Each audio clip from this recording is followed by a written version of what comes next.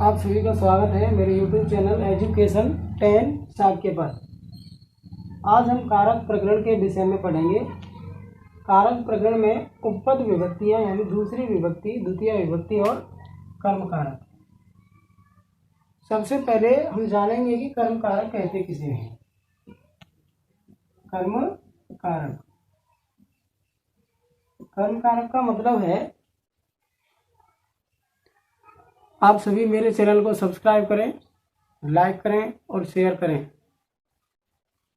तो कर्म कारक का मतलब है कर्ता क्रिया के माध्यम से, कर्ता क्रिया के माध्यम से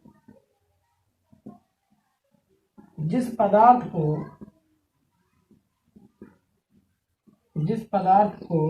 सर्वाधिक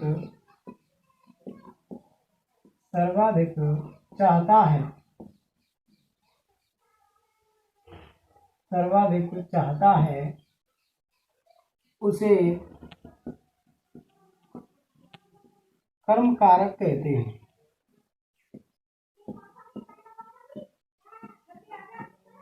और उस कर्म कारक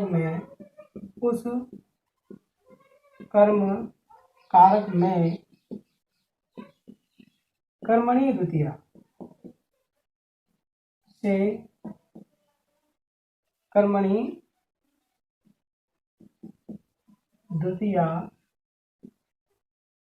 से द्वितीय विभक्ति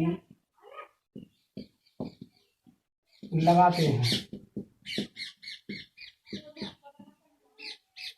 मेरा कहने का मतलब है कि कर्ता जिस पदार्थ को सर्वाधिक चाहता है, सर्वाधिक इच्छा होनी चाहिए। इच्छित पदार्थ और सर्वाधिक इच्छित में अंतर है। एक तो जिस पदार्थ की केवल इच्छा मात्र से ही काम चलता है, और दूसरा पदार्थ जिसके बिना काम ही नहीं चल रहा है, यानी सर्वाधिक इच्छित पदार्थ। उस सर्वाधिक इच्छित पदार्थ में दूसरी विभक्ति का प्रयोग करते हैं। किस नियम से करते हैं? कर्मणि द्वितीया। इस सूत्र की सहायता से उसमें द्वितीय विभक्ति का प्रयोग कर देते हैं। अब देखें, अब मैं बता रहा हूं यहाँ पर कर्म संज्ञा करने के नियम। कर्म संज्ञा करने के नियम। तो ये तो जाहिर सी बात है कि द्वितीय विभक्ति का प्रयोग करने से पहले हमें उसमें कर्म संज्ञा करनी पड़ेगी। पहले कर्म संज्ञा करते हैं और उसके बाद द्वितीय विभक्ति का प्रयोग करते हैं।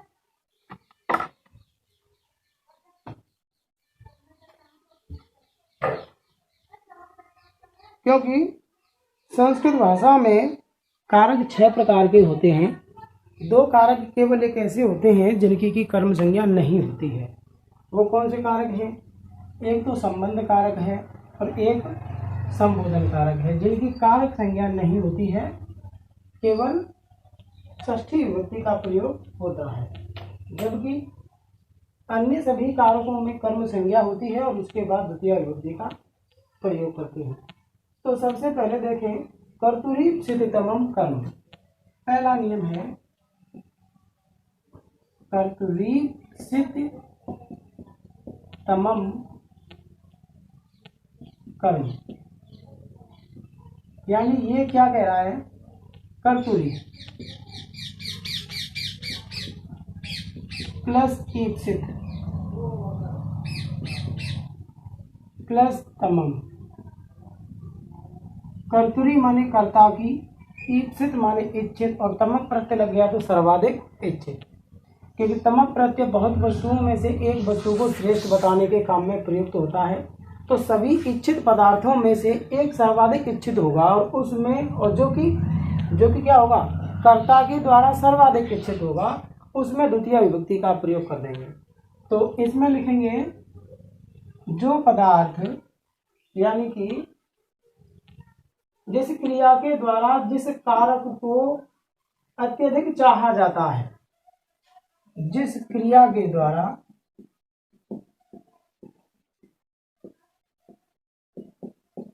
जिस कारक को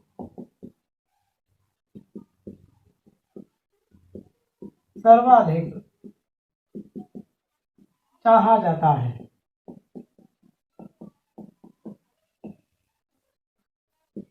उसकी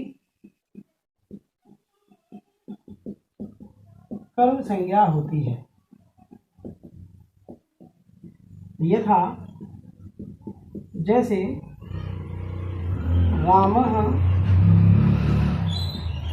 पुस्तकम पठति। यहाँ पर इस पठती क्रिया, यहाँ जिस क्रिया के द्वारा, यहाँ पर पठती क्रिया के द्वारा जिस कारक को, कौन से कारक को चाहा गया है? सर्वाधिक पुस्तक को, जो कि किसका इच्छित पदार्थ है? राम का इच्छित पदार्थ है। इसलिए इसमें द्वितीय विभक्ति का प्रयोग हुआ है। क्यों हुआ है? कर्तरी ईप्सितमम कर्म इस बात को कह रहा है कि कर्ता क्रिया के माध्यम से जिस पदार्थ की सर्वाधिक इच्छा कर रहा हो उसमें द्वितीय विभक्ति का प्रयोग कर देते हैं। यहाँ पर राम इस पठती क्रिया के माध्यम से सर्वाधिक इच्छा किस पदार्थ की कर रहा है? पुस्तकम की कर रहा है, इसलिए पुस्तकम में दूसरी विभक्ति का प्रयोग कर देंगे। जैसे कि अन्य उदाहरणों से समझें, देवदत्त ग्रामम गच्छति। देवदत्त ग्रामम गच्छति। यहाँ पर देवदत्त के द्वारा जाने के माध्यम से सर्वाधिक इच्छित पदार्थ है ग्राम, इसलिए इसकी पहले क्या होगी? कर्म संज्ञा होगी। और कर्म संज्ञा करने का नियम कौन सा है? कर्तरी ईप्सितमम कर्म। इसके बाद कर्मणि द्वितीया से इसमें द्वितीय विभक्ति का प्रयोग कर देंगे। किससे? कर्मणि द्वितीया से द्वितीय विभक्ति का प्रयोग हो जाता है। सबसे पहले कर्म संज्ञा होगी और कर्म संज्ञा करने का नियम है कर्तरी ईप्सितमम कर्म। उसके बाद कर्मणि द्वितीया सूत्र लगेगा और कर्मणि द्वितीया कहता है कि जब कर्म संज्ञा हो जाए तब उसमें द्वितीय विभक्ति का प्रयोग कर दीजिए। तो इस प्रकार से ग्रामम शब्द में द्वितीय विभक्ति का प्रयोग हुआ है। अगला नियम देखेंगे।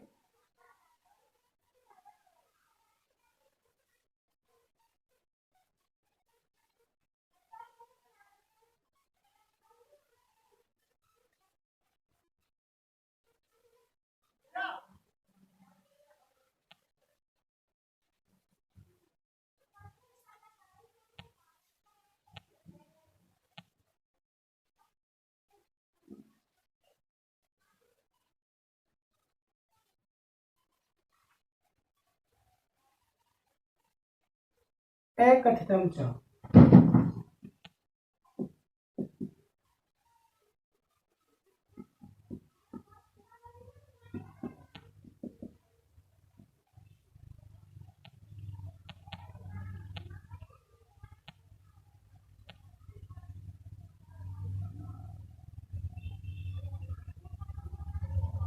ये कह रहा है जिस पदार्थ में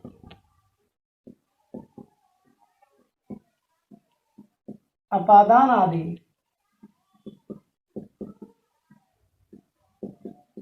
कारक हों उसको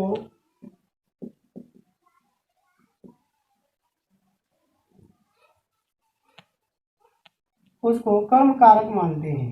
कर्म कारक मानते हैं। कौन सा कर्म कारक मानते हैं? अप्रधान कर्म कारक। अप्रधान कर्म कारक। लेकिन कब वो मानते हैं? जब द्विकर्मक धातु हो, जब द्विकर्मक धातु आए। जब वाक्य में द्विकर्मक धातु आती है उस स्थिति में जिस पदार्थ में हमें लग रहा है कि इसमें अपादान कारक है, और अपादान कारक में सभी लोग जानते हैं कि पंचमी विभक्ति का प्रयोग होता है, तो उसको अपादान कारक ना बता करके क्या बताना है?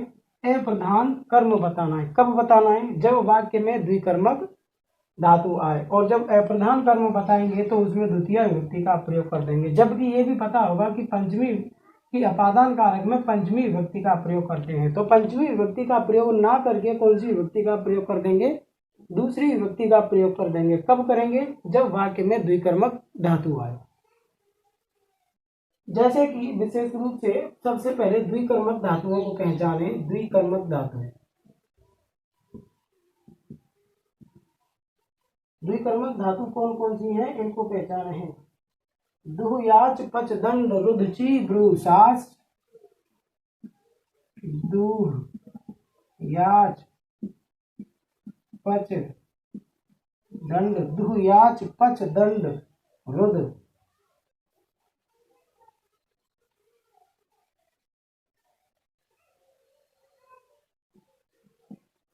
ची ब्रू सास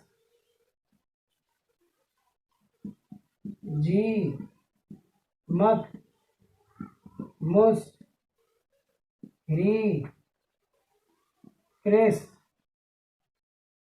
1 2 3 4 5 6 7 8 9 10 11 12 13।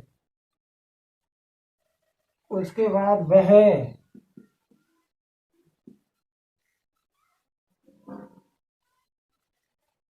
नी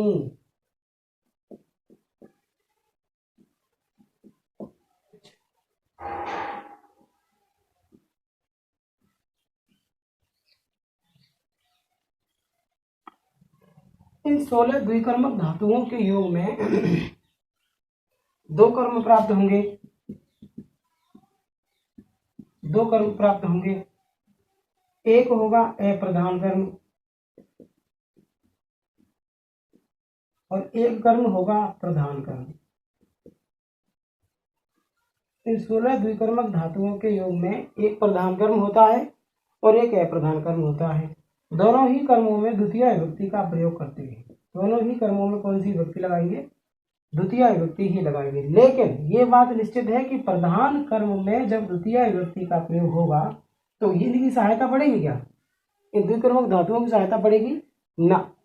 इन द्विकर्मक धातुओं की सहायता नहीं पड़ेगी।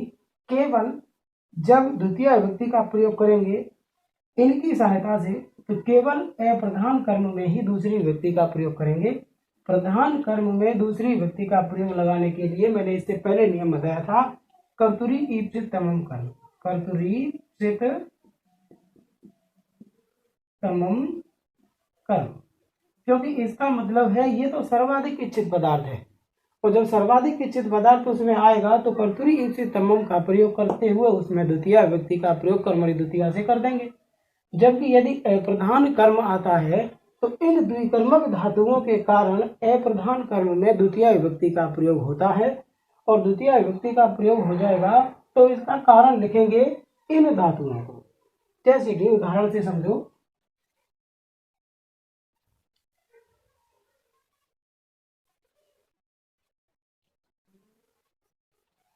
माण्डवकः बालकः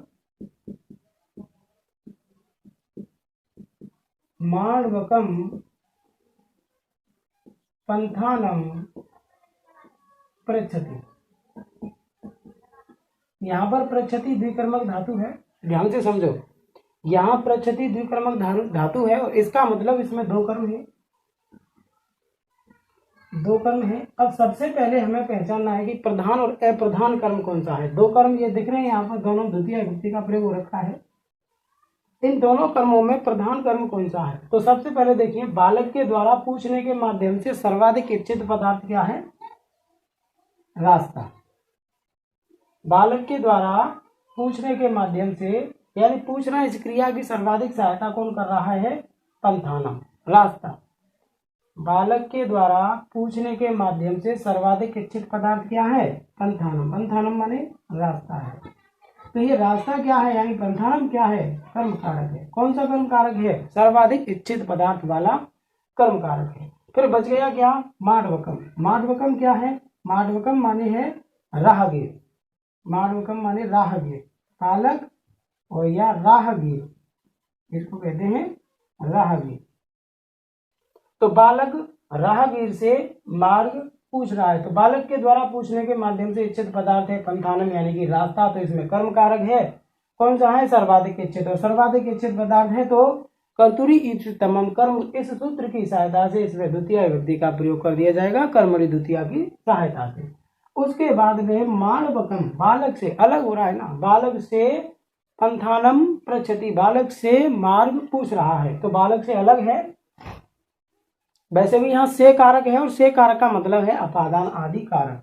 यहाँ पर अपादान जरूरी नहीं है कि अपादान ही आए, अपादान आदि कोई सा भी हो सकता है कारक।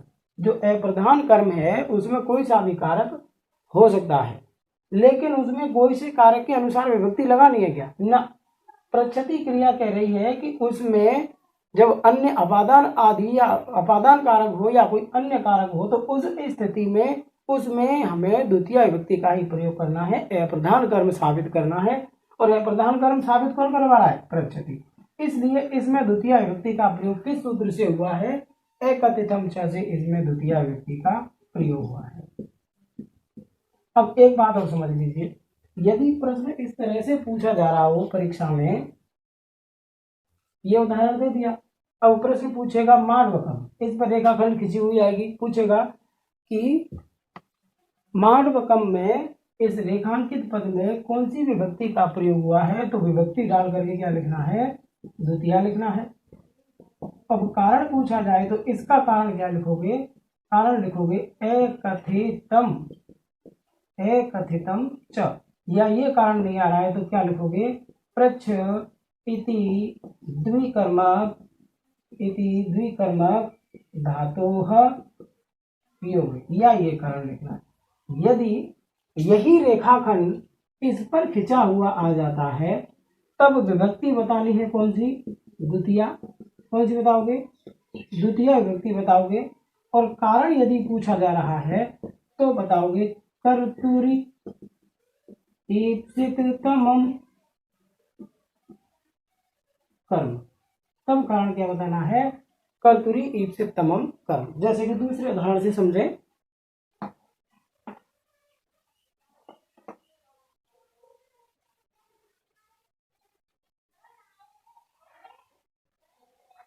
माता तंडुलान ओदनम पचती, यानी माता चावलों से भात पकाती है। माता चावलों से भात पकाती है, यहाँ पर पचती द्विकर्मक धातु है, यहाँ पर लाइन खींची हुई आ जाए तो द्वितीय विभक्ति बताओगे। और कारण क्या बताओगे? एकथितम च, क्योंकि माता के द्वारा पकाने के माध्यम से सर्वाधिक इच्छित पदार्थ है ओदन। ये केवल क्या कर रहे हैं? सहायता कर रहे हैं, तो यहाँ कर्ण कारक होना चाहिए। चावलों से भात पकाती है, तो चावलों से क्या है? ये कर्ण कारक है, लेकिन यहाँ कर्ण कारक है तो यहाँ तृतीय विभक्ति का प्रयोग होना चाहिए। लेकिन ये पच धातु कह रही है कि नहीं, यहाँ तृतीय विभक्ति का प्रयोग नहीं करना है, यहाँ पर द्वितीय विभक्ति का ही प्रयोग करना है, क्योंकि ये कर्म है, लेकिन कौन सा है? अप्रधान कर्म है। इसलिए यहाँ पूछा जाए तो विभक्ति बताओगे द्वितीय और कारण बताओगे एकथितम च, या बताओगे पच इति द्विकर्मक धातु योगे। उसी तरह से यदि ओदनम में पूछा जा रहा है तो विभक्ति द्वितीय ही बताओगे और कारण बताओगे कर्तुरी ईप्सिततमं कर्म, यानी जो पदार्थ जिसकी सर्वाधिक सहायता कर रहा हो उसमें द्वितीय विभक्ति का प्रयोग कर देते हैं। जिस पदार्थ में अपादान आदि कारक हो उसको कर्म कारक मानते हैं। कौन सा? अप्रधान कर्म कारक मानते हैं। क्यों मानते हैं? जब क्योंकि उसमें द्विकर्मक धातु का प्रयोग हो रहा है, और द्विकर्मक धातु ये कह रही है कि यदि वाक्य में द्विकर्मक धातु आ जाता है और जिस शब्द में अपादान या कोई अन्य कारक होता है तो उसको हम अप्रधान कर्म मान लेते हैं, और अप्रधान कर्म मान लेंगे तो द्वितीय विभक्ति का प्रयोग कर देते हैं। कौन सी विभक्ति? द्वितीय विभक्ति का प्रयोग कर देंगे। लेकिन यहाँ द्वितीय विभक्ति प्रयोग करने का नियम अलग है। एकथितम च कह दीजिए या इस पच धातु को कह दीजिए, या इनमें से कोई भी धातु आ रही है तो उसको लिख सकते हैं कारण में। इसी प्रकार से एक उदाहरण और देखिए,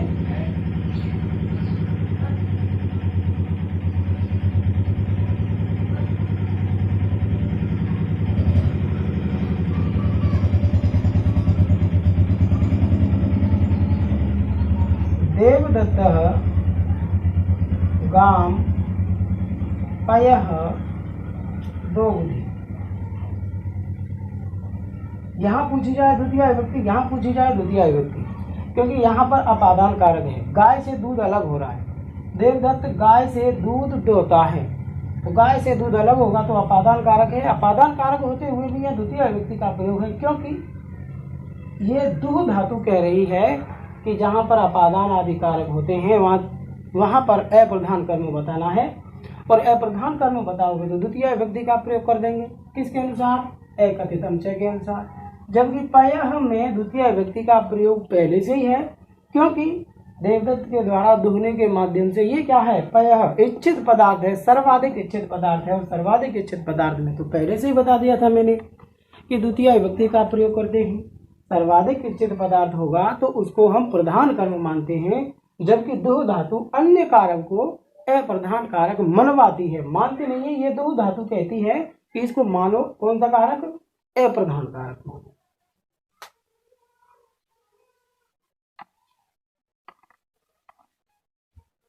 तो मुझे लग रहा है यहाँ तक क्या जो प्रकरण है वो तुम्हारी समझ में आया होगा अच्छी तरह से। मैंने द्वितीय विभक्ति में दो कर्म दिए, एक कर्तरी इससे तमाम कर्म और एक अकथित अंश, जो कि विशेष रूप से इम्पोर्टेंट है और इसमें से एक ना एक प्रश्न पूछा जाता है।